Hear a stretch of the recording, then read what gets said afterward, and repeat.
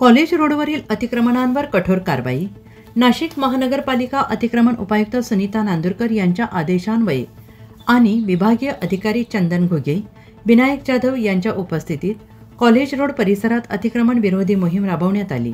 या कारवाईत टपरीधारक आणि हातगाडीवाल्यांवर कारवाई करण्यात आली. पश्चिम विभाग प्रमुख प्रवीण बागुल तसेच जावेद शेख, जगन्नाथ हमारे, संतोष पवार, संजय सूर्यवंशी, सुनील कदम यांच्या उपस्थितीत ही मोहीम यशस्वीपणे पूर्ण झाली.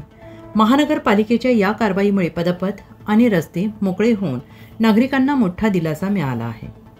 नाशिक, लक्ष न्यूज ब्युरो रिपोर्ट, नाशिक.